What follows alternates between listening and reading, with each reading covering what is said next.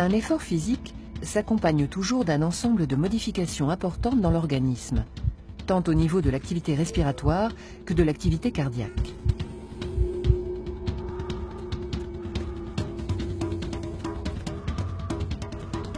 Lors d'un effort, les muscles en activité ont besoin de dioxygène dont la consommation augmente.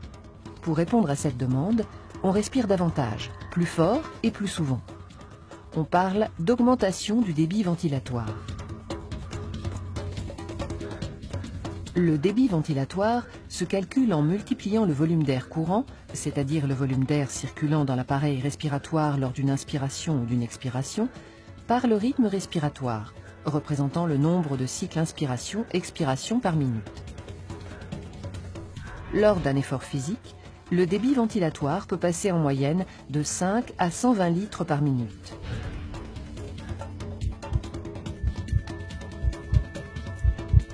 Cette augmentation du débit ventilatoire résulte de l'accroissement du nombre de respirations, qui passe de 16 mouvements par minute environ au repos à une cinquantaine pendant l'effort.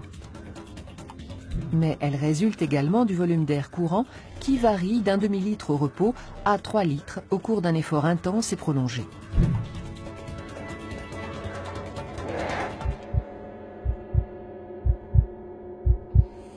L'organisme doit apporter dioxygène et nutriments en grande quantité aux muscles. La circulation du sang dans les vaisseaux s'accélère. Débit et fréquence cardiaque augmentent nettement. La fréquence cardiaque ne dépassera toutefois pas une valeur limite, qui est approximativement donnée par la formule fréquence cardiaque maximum égale 220 moins l'âge en années.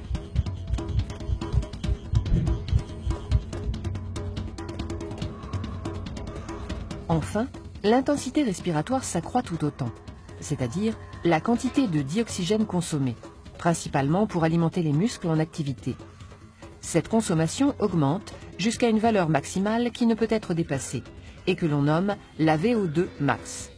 La VO2 max représente le volume maximal de dioxygène consommé dans un temps donné, cette consommation restant stable au-delà d'un certain niveau d'effort.